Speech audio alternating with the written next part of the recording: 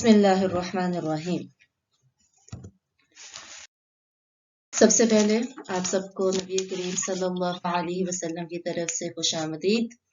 हज़रत अबू सईद खुदरी रज़ियल्लाहु अन्हु की रिवायत है, आप सल्लल्लाहु अलैहि वसल्लम से रिवायत करते हैं कि लोग आपके पास इल्म सीखने के लिए आएंगे, तो जब आप उन्हें देखिएगा तो उन्हें मेरी तरफ से खुशामदीद कहिएगा, वेलकम कहिएगा और मरहबा। ठीक है, तो आप सबको नबी करीम सल्लल्लाहु अलैहि वसल्लम की तरफ से वेलकम, मरहबा और खुशामदीद। मैं आप सबको म्यूट कर रही हूँ क्योंकि आप लोगों को पता नहीं चल रहा और आप अपने माइक ऑन कर रहे हैं। ठीक है, मैं आप लोगों को क्लास के एंड में दोबारा म्यूट कर दूंगी।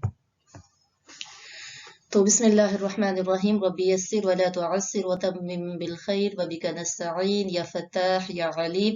रब्बी श्रह ली सदरी वयस्सिर ली अमरी वहलुल उक़दतम मिन लिसानी यफ्क़हू क़ौली। रब्बना ज़िदना इल्मा रब्बना ज़िदना इल्मा रब्बना ज़िदना इल्मा। اللهم صل على محمد وعلى آل محمد كما صليت على إبراهيم وعلى آل إبراهيم إنك حميد مجيد. اللهم بارك على محمد وعلى آل محمد كما باركت على إبراهيم وعلى آل إبراهيم إنك حميد مجيد.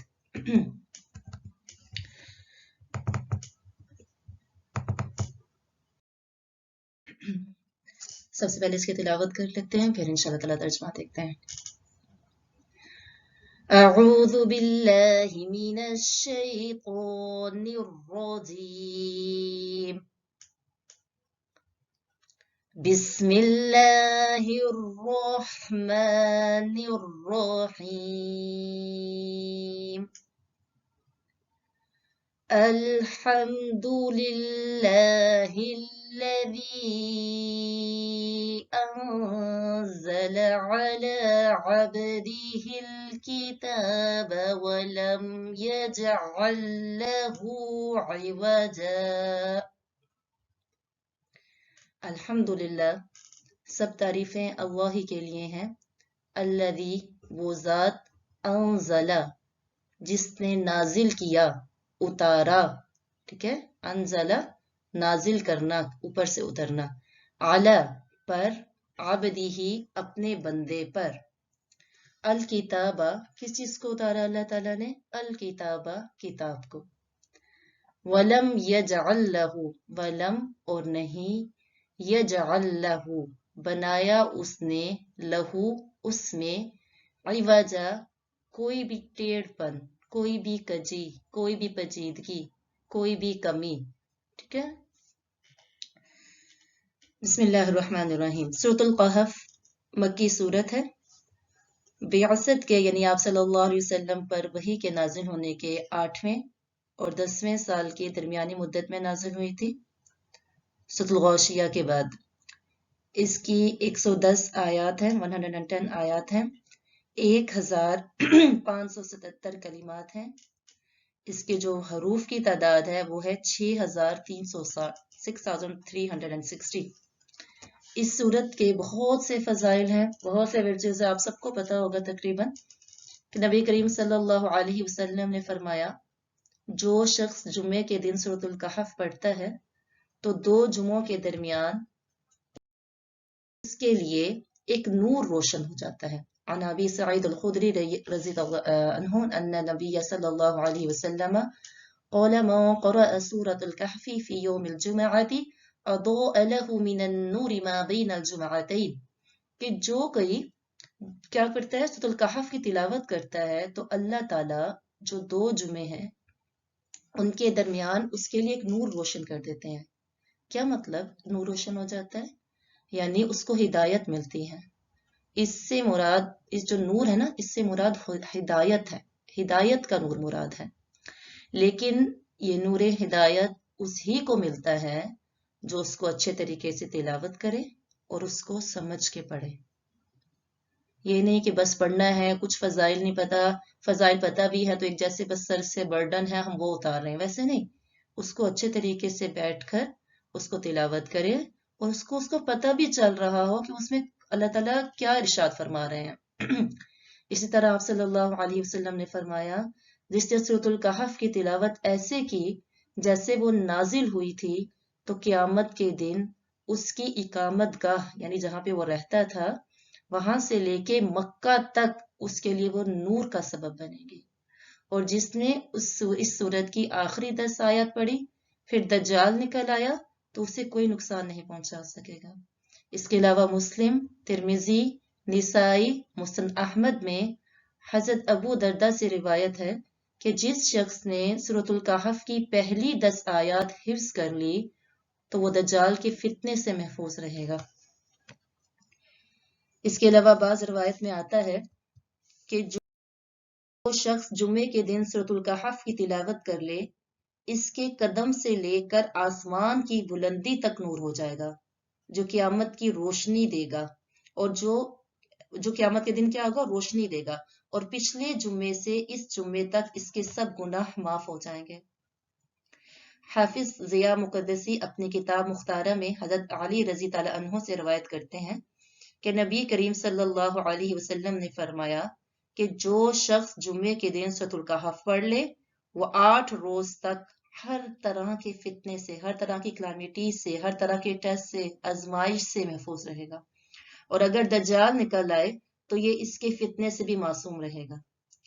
حضرت انس رضی اللہ عنہ سے نقل کیا گیا کہ نبی کریم صلی اللہ علیہ وسلم نے فرمایا کہ سورۃ الکہف پوری کی پوری ایک وقت میں نازل ہوئی اور 70,000 فرشتے اس کے ساتھ آئے، 70,000 فرشتے اس کے ساتھ آئے، جس سے اس کی عظمت کیا ہو جاتی ہے اور اس کی شان کیا ہوتی ہے؟ ظاہر ہوتی ہے۔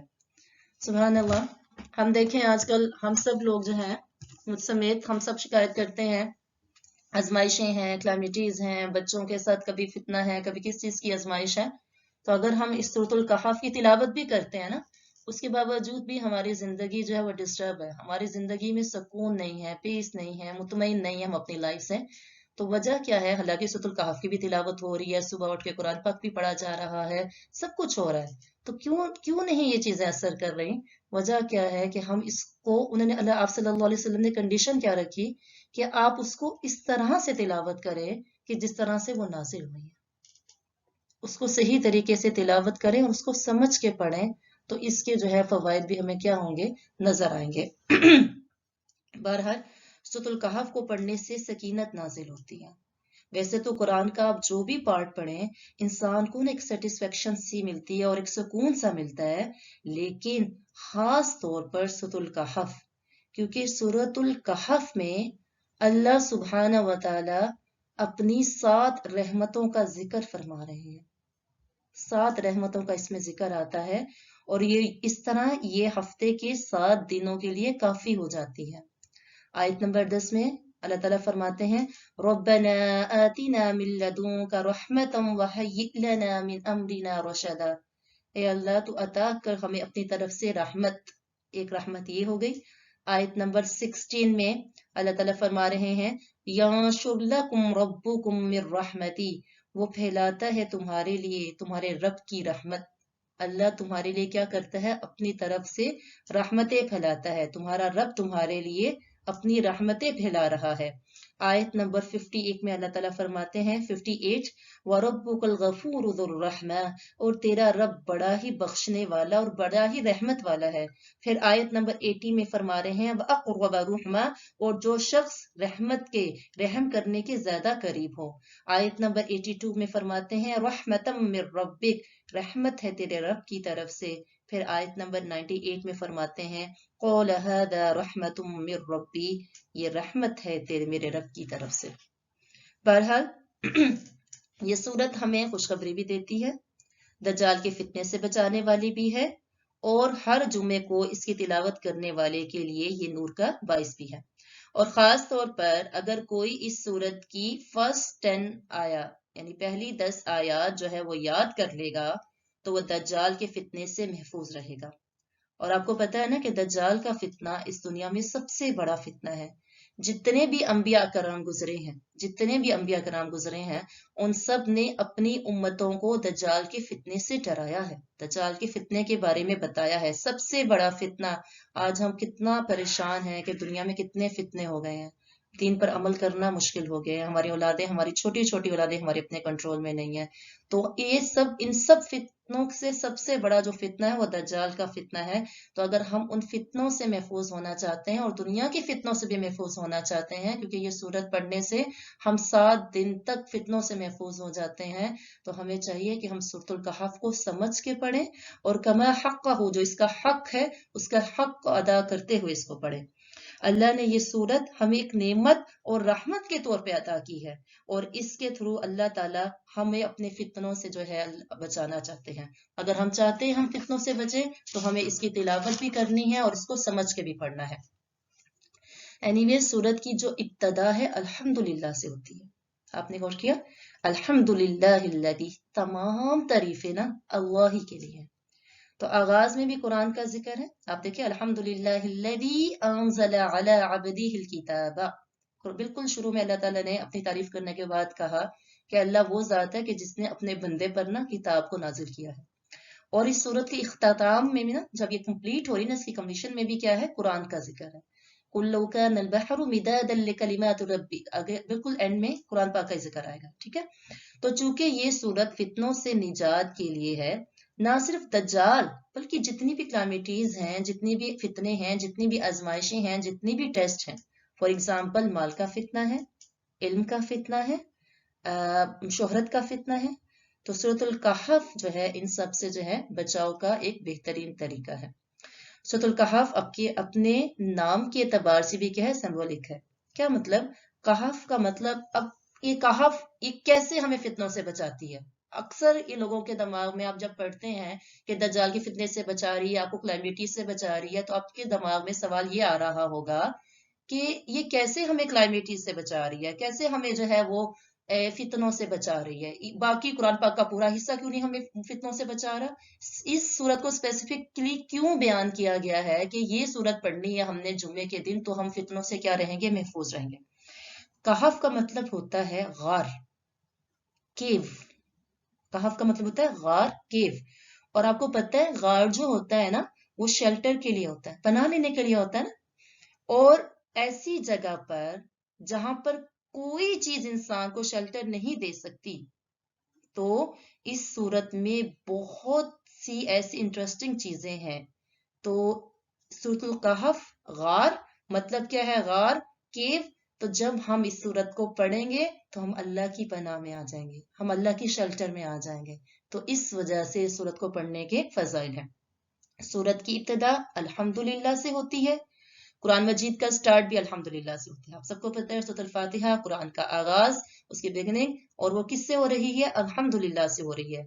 और ये नियरली कुरान का मिडल है। आप सबको पता है कि सूरतुल कहफ क्या हो जाती है? यहाँ से कुरान का मिडल हो जाता है, और यहाँ भी कुरान का दूसरा हिस्सा जो सेकंड पार्ट है, वो भी अल्लाह सुब्हानहू व तआला अल्हम्दुलिल्लाह से शुरू फरमा रहे हैं। इसके अलावा कुछ और सूरतें भी हैं, जैसे सूरतुल अनआम, फातिर, सबा, ये सूरतें भी अल्हम्दुलिल्लाह से शुरू होती हैं। ठीक है, कि सब तारीफ अल्लाह ही के लिए है, और अल्लाह ही वो जात है जो इंसान को हर तरह की परेशानियों से महफूज रखती है। और उसने कुरान जैसी नेमत नाजिल की और हमारे लिए इन क्लामिटीज, इन फितनों से बचने का अरेंज कर दिया। फितना क्या है?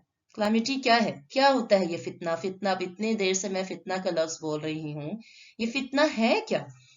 तो फितना अरबी का वर्ड है, फा, ता और नून से, फा, ता और नून से, जो किसी चीज के टेस्ट करने के लिए आता है, किसी चीज का खरा या खोटा मालूम करने के लिए आता है, यानी उसको टेस्ट कर रहा है कि ये ठीक है या नहीं है। यानी ऐसी चीज जिसके थ्रू इंसान के अंदर खैर और शर का पता चल जाए। यानी जब हमारे ऊपर टेस्ट आता है ना, तो फितना आता है ना, तो अल्लाह ताला हमें आजमा रहे होते हैं कि हमारे अंदर खैर का मादा ज्यादा है या इवल या शर का मादा ज्यादा है। जब हमारे ऊपर आजमाइश आती है तो हम बहुत ज्यादा शिकवे शिकायतें करते हैं या सब्र का मुजाहिरा करते हैं, ये मतलब है। इब्नुल अराबी कहते हैं कि फितने के कई माना है, जैसे आजमाना, मुशक्कत, माल के लिए भी कुरान पाक में आपको पता है ना, औलाद, इन्नमा अम्वालुकुम व औलादुकुम फितना, तुम्हारी माल और तुम्हारा औलाद तुम्हारे लिए फितना है। مال کے لیے بھی اللہ تعالیٰ نے فتنہ کا لفظ بولا، اولاد کے لیے بھی اللہ تعالیٰ نے فتنہ کا لفظ بولا، کفر کے لیے بھی اللہ تعالیٰ نے فتنہ کا لفظ بولا، آپس میں جو ہمارا اختلاف ہوتا ہے، ٹھیک ہے، اس کے لیے بھی اللہ تعالیٰ نے فتنہ کا لفظ بولا، آگ جلانے کے لیے بھی، ٹھیک ہے، ان سب کے لیے اللہ تعالیٰ نے فتنے کا لفظ استعمال کیا ہے۔ اور یہ بھی کہا گیا ہے کہ فتنے سے مراد ظلم ہے۔ فتنہ کبھی اللہ کی طرف سے ہوتا ہے انسان کو ٹیسٹ کرنے کے لیے، جیسے کوئی تکلیف آ جاتی ہے، کوئی مصیبت، کوئی ڈیزیز، کوئی جیسے چوری ہو جاتی ہے، یا کوئی بہت سی ایسی ناپسندیدہ چیزیں جو ہمیں پسند نہیں ہے، میاں بیوی کی لڑائی ہو جاتی ہے، تو اگر اللہ کی طرف سے ہو تو یہ کسی وزڈم کی وجہ سے ہوتی ہے، کسی حکمت کی وجہ سے ہوتی ہے، اور کبھی انسان کی اپنی طرف سے بھی ہوتا ہے۔ یہ ہمارے اپنے اعمال ہوتے ہیں جو ہمارے اپنے آگے آ رہے ہوتے ہیں۔ ظاہر الفساد فی البر والبحر بما کسبت ایدی الناس، ہمارے اپنے ہاتھوں کی کمائی ہے جو ہمارے اپنے آگے آ رہی ہوتی ہے۔ anyway، دنیا کی زندگی آپ کو پتہ ہے فتنوں اور آزمائشوں کا گھر ہے، اور دنیا میں جوں وقت آخرت کے قریب آ رہا ہے وہ زیادہ ہی فتنے آ رہے ہیں۔ ایسے ہیں کہ نہیں؟ کتنے فتنے آ گئے، ہم اپنا بچپن دیکھیں اور ہمارے بچوں کا بچپن دیکھیں، بہت گاپ ہے، ایک جنریشن میں کہتی ہوں دو بہت زیادہ فرق ہے۔ فتنے بہت زیادہ عام ہو گئے ہیں، برائیاں بہت زیادہ عام ہو گئی ہیں۔ غیبت پہلے جو ہے برائی کرنا وہ برائی سمجھی جاتی تھی، اور اب جو ہے وہ آپ گوسپ، آجو گوسپ کریں، گوسپ شو، ٹاک شو، کیا آرام کی برائی کو بالکل ہی انہوں نے ایک معمولی سی چیز سمجھ لیا ہے۔ حضرت معاویہ رضی اللہ عنہ فرماتے ہیں کہ میں نے نبی کریم صلی اللہ علیہ وسلم سے سنا، وہ فرما رہے تھے دنیا میں صرف آزمائش اور فتنہ ہی باقی رہ گیا ہے، یعنی ایک فتنے کے بعد دوسرا فتنہ۔ دنیا کی زندگی اوور آل امتحان ہے، تو اس میں جب ٹیسٹ آتا ہے، جب کوئی ہارڈشپ آتی ہے، تو اس کے لیے ضروری ہوتا ہے کہ کسی کہف کی طرف جائیں، کسی کیف کی طرف جا کے پناہ لیں تاکہ اس کی آخرت محفوظ ہو جائے۔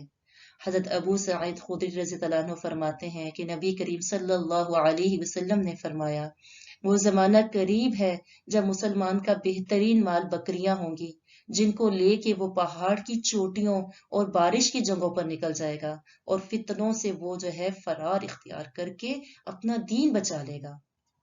فتنے کے زمانے میں خاص طور پر اللہ کے حکم پر چلنا اور اس پر استقامت اختیار کرنا، کسی کورس کا آغاز کرنا اور اس پر استقامت اختیار کرنا، یہ بہت ضروری ہوتا ہے تاکہ انسان اپنی آخرت بچا لے۔ فتنے کے دور پر دین پر عمل کرنے والے کے لیے اجر بھی بہت زیادہ ہے۔ صلی اللہ علیہ وسلم نے فرمایا کہ بلا شبہ تمہارے بعد صبر کے دن آنے والے ہیں، بلا شبہ تمہارے بعد صبر کے دن آنے والے ہیں، ان میں صبر کرنا ایسا ہوگا جیسے آگ کا انگارہ پکڑنا، جیسے آگ کا انگارہ پکڑنا۔ لوگوں میں دین کے تقاضے پر عمل کرنے والوں کو 50 عمل کرنے والے کے برابر ثواب ملے گا۔ یعنی ایسا جو ہمارا دور ہے، فتنوں کو دور ہے، اگر ہم اس دور میں اپنے اس ٹائم میں دین پر عمل کریں گے تو ہمیں ایسے ثواب ہے جیسے 50 لوگوں کے برابر ہمیں ثواب ملے گا۔ سبحان اللہ۔ تو فتنے کے دور میں اگر کوئی شخص دین کو تھام لے گا، اس کو سیکھے گا، تو اس کے لیے اجر بھی بہت بڑا ہے۔ آپ صلی اللہ علیہ وسلم نے یہ بھی فرمایا کہ فتنے کے دور میں عبادت کرنا میری طرف ہجرت کرنے کی طرح ہے، اس طرح جیسے تم آپ میری طرف مائگریٹ کر رہے ہیں۔ اور ایسے دور میں انسان اپنے دین کی حفاظت کرے، اور اس کے لیے اگر آپ کو کوئی جگہ چھوڑنی پڑے، کوئی اپنے اندر چینجز لانی پڑے، اور فتنوں تو ہمیں لانی چاہیے، اگر ہمیں کوئی جگہ ہمیں پتہ ہے کہ ان کی کمپنی لوگ چھوڑنے پڑے، اگر ان لوگوں کی کمپنی ہمارے لیے فتنے کا باعث بن رہی ہے، آپ ان لوگوں کو چھوڑیں، آپ کی جاب آپ کے لیے فتنے کا باعث بن رہی ہے، آپ اپنی جاب کو چھوڑیں، آپ کے لیے کوئی ملک آپ کے لیے فتنے کا باعث بن رہا ہے، اس ملک کو چھوڑیں، آپ کے اندر کوئی برائی ہے جو آپ کے لیے فتنے کا باعث بن رہی ہے تو اس کو چینج کریں، اور فتنوں سے بچنے کے لیے ہمیں دعائیں بھی مانگنی چاہیے۔ اللہم انی اعوذ بک من الشک والشرک، اللہم انی اعوذ بک من الفتن ما ظہر منها وما بطن، اے اللہ میں تیری پناہ مانگتا ہوں فتنوں سے جو ظاہر ہیں اور جو چھپے ہوئے ہیں۔ یا حفیظ یا سلام فاللہ خیر حافظ وهو ارحم الراحمین، اعوذ باللہ من الفتن، اے اللہ میں پناہ مانگتا ہوں تیری فتنوں سے، اعوذ باللہ من السوء الفتن، اے اللہ میں برے فتنوں سے تیری پناہ مانگتا ہوں۔ اور اس کے علاوہ بہت ساری دعائیں آپ کو فتنوں سے بچاؤ کے لیے ملتی ہیں۔ اللہم انی اعوذ بک من عذاب النار واعوذ بک من عذاب القبر واعوذ بک من الفتن ما ظہر منها وما بطن، اے اللہ میں تیری پناہ مانگتا ہوں عذاب نار کے عذاب سے، آگ کے عذاب سے، اور میں پناہ مانگتا ہوں تیری قبر کے عذاب سے، اور میں پناہ مانگتا ہوں تیری فتنوں سے جو ظاہر ہیں اور جو چھپے ہوئے ہیں۔ شیخ عادل منصور وہ مینشن کرتے ہیں کہ دنیا میں جو فتنے ہیں نا وہ 3 طرح کے ہیں۔ نمبر 1 دولت کی جو ہے کریو کرنا، اس کا لالچ کرنا، اس کو بڑھانے کی جو ہے وہ امید رکھنا۔ نمبر 2 ڈیزائرنگ دا لیڈرشپ، کیا کرنا؟ لیڈرشپ کہ ہمارے پاس جو ہے ہم چودھری ہوں، ہم آگے آگے ہوں، اس چیز کی تمنا رکھنا۔ اور شہرت کو تلاش کرنا، پاپولیرٹی، سیکنگ دا پاپولیرٹی، کہ شہرت کو تلاش کرنا۔ یہ 3 فتنے بہت زیادہ بڑے فتنے ہیں۔ بہرحال انسان کے لیے بہت سے فتنے ہو سکتے ہیں، لیکن سب سے بڑا فتنہ، سب سے بڑی آزمائش وہ دین کی آزمائش ہے۔ اس لیے اس صورت میں جن 4 فتنوں کا ذکر کیا گیا ہے ان میں سب سے پہلے دین کے فتنے کی بات کی گئی ہے۔ بہرحال اللہ سے دعا ہے کہ وہ ہمیں اس صورت کو صحیح طریقے سے سمجھنے کی توفیق دے، اور آج کل کے فتنوں اور کے حالات میں جب ہم سب لوگ پریشان ہیں تو ان کے لیے یہ صورت ایک امید ہے، ایک امید کی جسے کرن کہتے ہیں نا، یہ وہ صورت ہے۔ تو سب سے پہلے بسم اللہ الرحمن الرحیم۔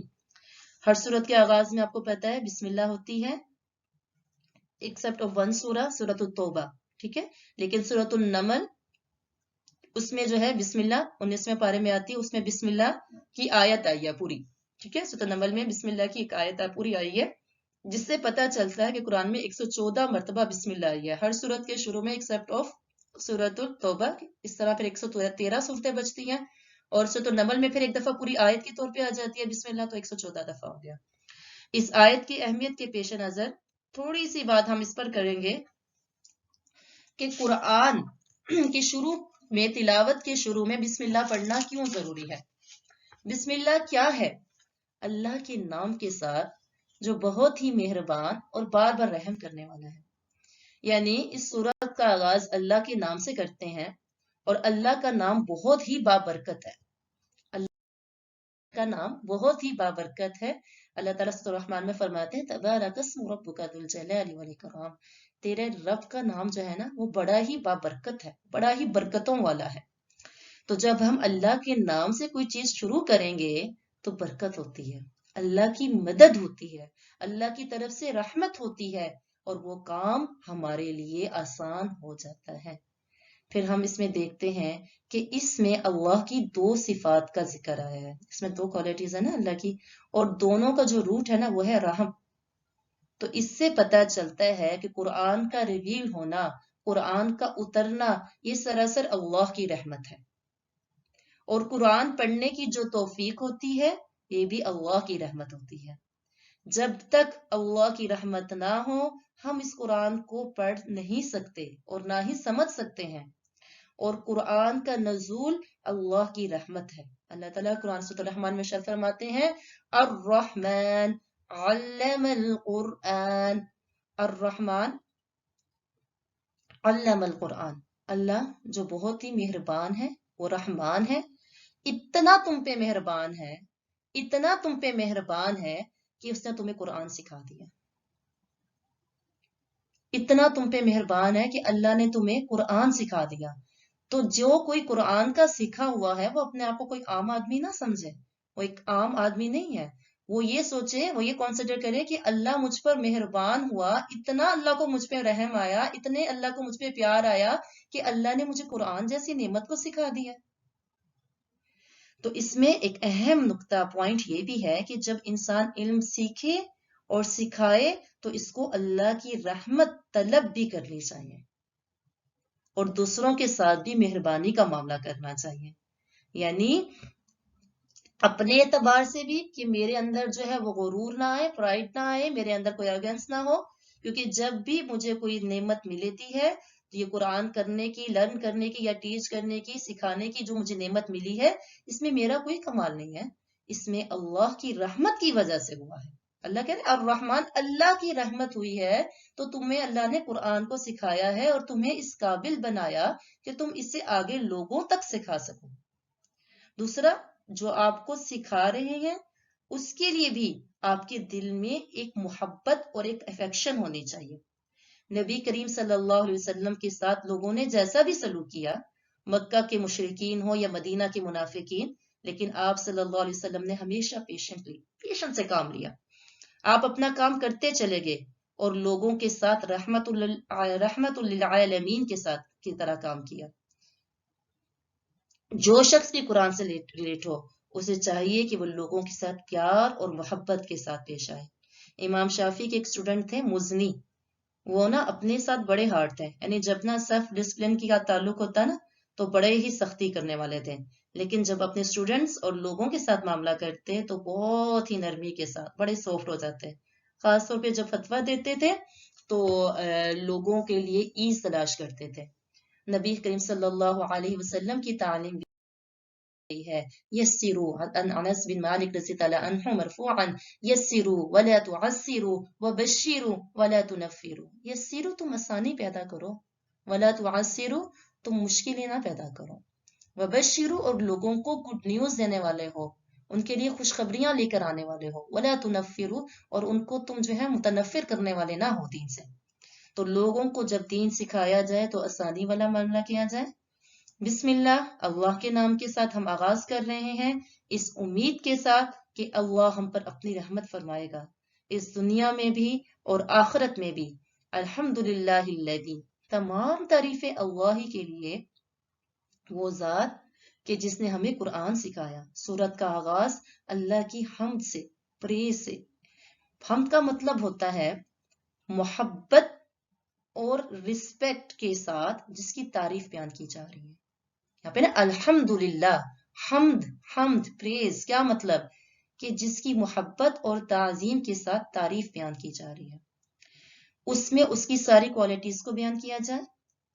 ایسی تعریف جس میں محبت بھی ہے اور اس میں رسپیکٹ بھی ہو۔ حمد کے لیے نا ایک اور ورڈ بھی آتا ہے مدح، آپ نے سنا ہوگا، اردو کا لفظ ہے، اردو والے لوگوں کو پتا ہوگا، مدح، میم دال ہا، دونوں میں فرق ہے۔ حمد اور مدح دونوں میں فرق ہے۔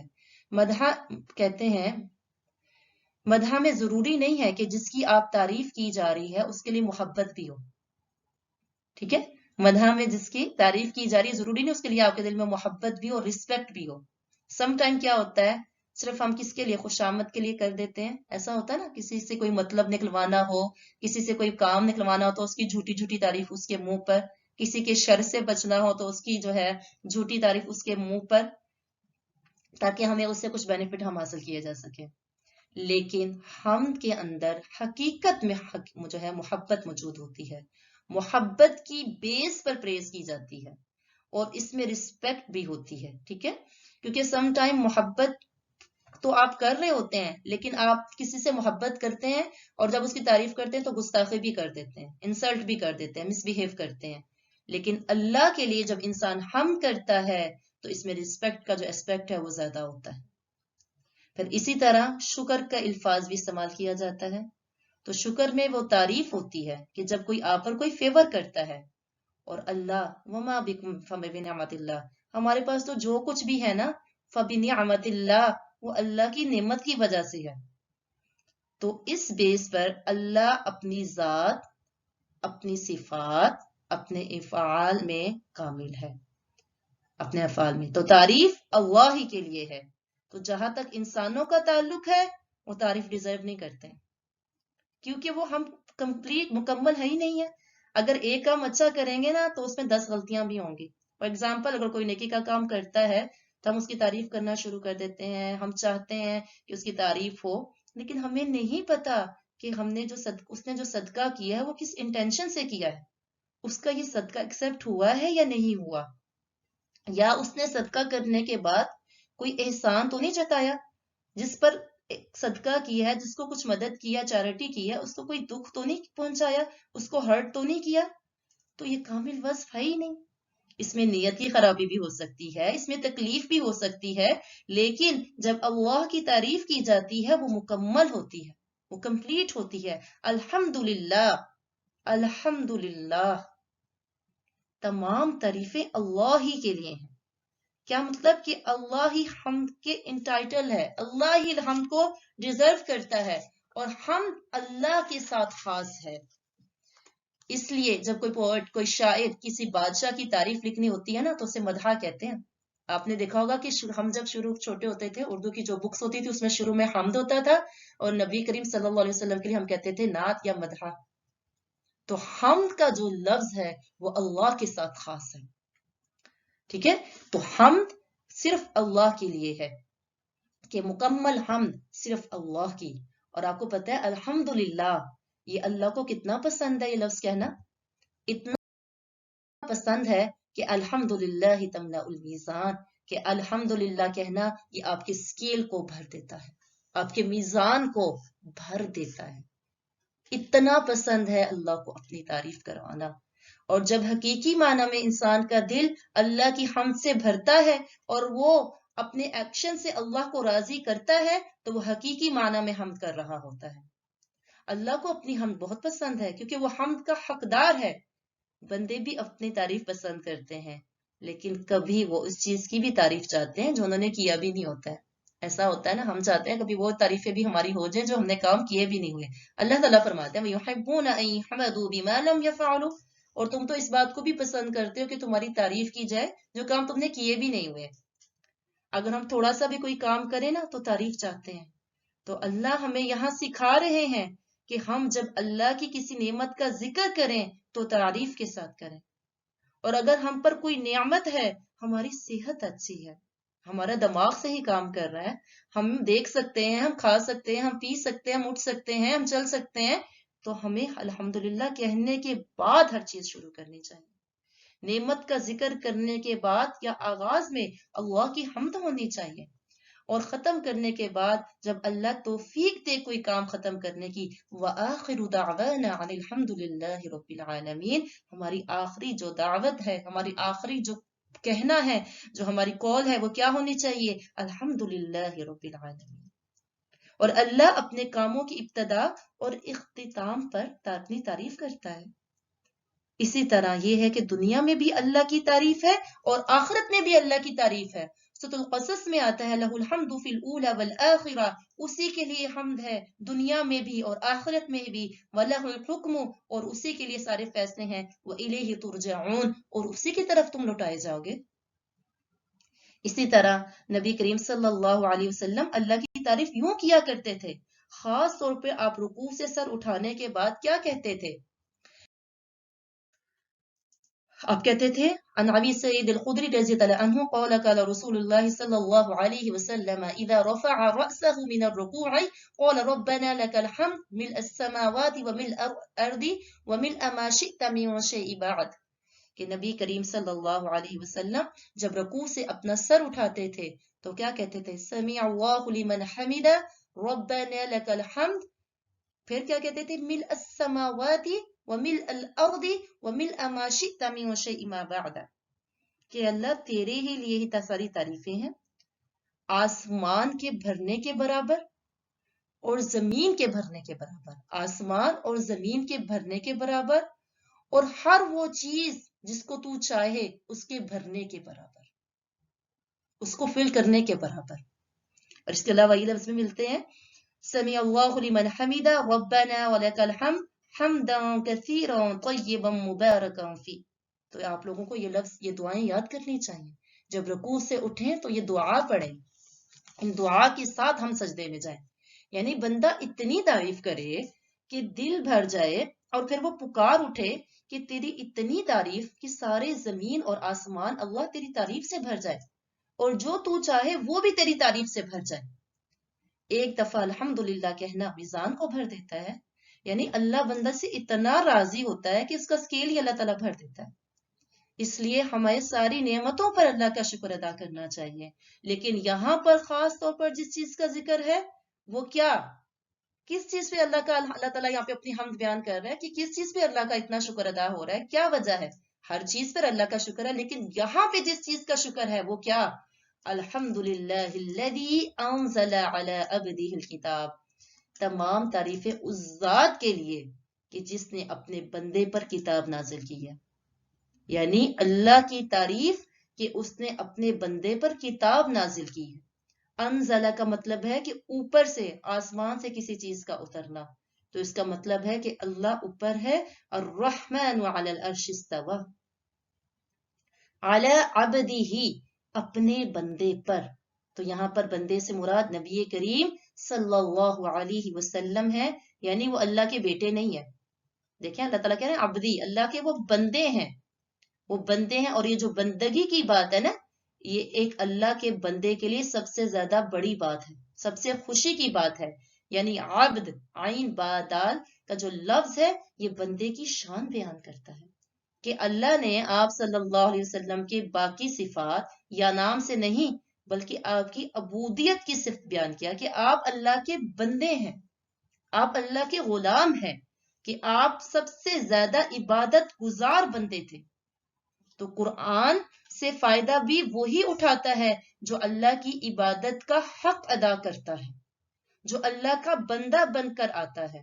بہت سے لوگ قرآن پڑھ لیتے ہیں لیکن جو قرآن کہتا ہے اس پر عمل نہیں کرتے، عبد نہیں بنتے. تو چونکہ اللہ نے یہ کتاب اپنے بندے پر نازل کی ہے تو قرآن کا نزول بھی اسی بندوں پر ہوتا ہے، اسی کو سمجھ میں آتا ہے، اسی کو برکتوں سے نوازتا ہے جو واقعی اللہ کی عبادت کرتا ہے. اور اس قرآن کو پڑھ کر اللہ کی عبادت کی طرف رغبت کرتا ہے. اور کتاب سے مراد قرآن مجید ہے، کتاب اللہ کا کلام ہے اور یہ لکھوایا گیا ہے. آپ کو پتہ ہے کہ نبی کریم صلی اللہ علیہ وسلم کے پاس بہت سے رائٹر تھے. جب قرآن پاک نازل ہوتا تو آپ صلی اللہ علیہ وسلم اس کو لکھوا لیا کرتے تھے. وَلَمْ يَجْعَلْ لَهُ عِوَجًا، اللہ نے اس کتاب کے اندر کوئی ٹھیر پر نہیں بنایا. یہ اپنے میننگ کے لحاظ سے بھی، اپنے اسٹرکچر کے اعتبار سے بھی، اور اپنے احکام کے اعتبار سے بھی، اور ٹیچنگ کے اعتبار سے بھی یہ پرفیکٹ بک ہے. ایک ہوتا ہے عوج، عین واو اور جیم سے، ایک ہوتا ہے عوج، عین کے زیر سے.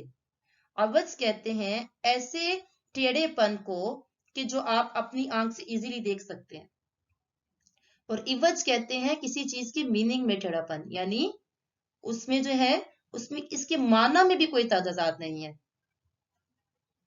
کوئی فضول بات اس میں نہیں ہے، یہ کوئی کہانیوں کی کتاب نہیں ہے. تو اللہ تعالیٰ نے اس کتاب کو ان سب باتوں سے کیا کر دیا؟ پاک کر دیا ہے. تو یہ بھی اللہ نے اس کتاب کی تعریف بیان کی ہے، اس کتاب کو ہر کمی اور خامی سے پاک بنایا ہے. یہ اللہ کا خاص کرم اور فضل ہے کہ اس نے اس کتاب کو مشکل نہیں بنایا تاکہ لوگ اس سے فائدہ اٹھا سکیں. قرآن کے کئی نام ہیں، بعض علماء نے اس کی 99 نام جمع کیے ہیں، 97 نام جمع کیے ہیں. اور اس کو رحمت بھی کہا گیا ہے، اس کو نور بھی کہا گیا ہے، اسے ہدایت بھی کہا گیا ہے، اسے عزیز کہا گیا ہے. anyway یہ کتاب بہت معزز بہترین کتاب ہے.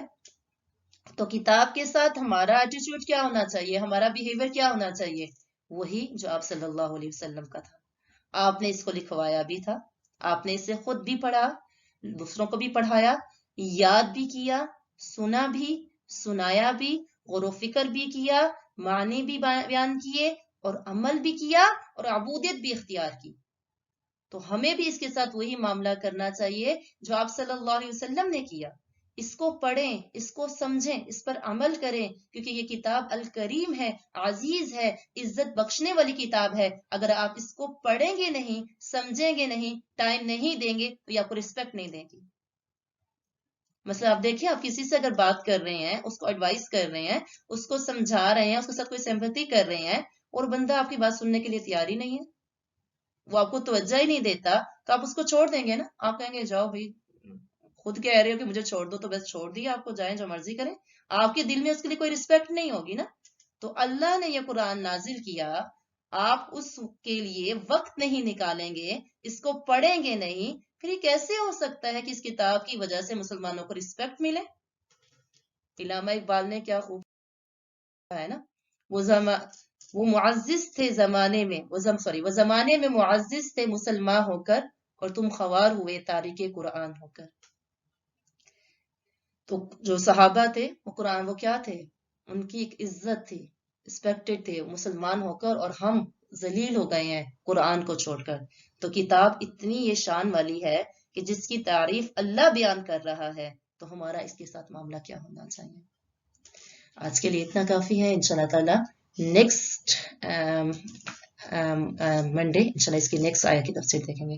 اللہ تعالیٰ سے ہی مانا پہ ہمیں قرآن پر عمل کرنے کی توفیق عطا فرمائے، اپنی حمد کرنے کی توفیق عطا فرمائے، اور اس قرآن کا جو حق ہے اس کو ادا کرنے کی توفیق عطا فرمائے. سبحان اللہ و بحمدہ، سبحانک اللہم و بحمدک، نشہد ان لا الہ الا انت، نستغفرک و نتوب الیک. السلام علیکم و رحمۃ اللہ وبرکاتہ.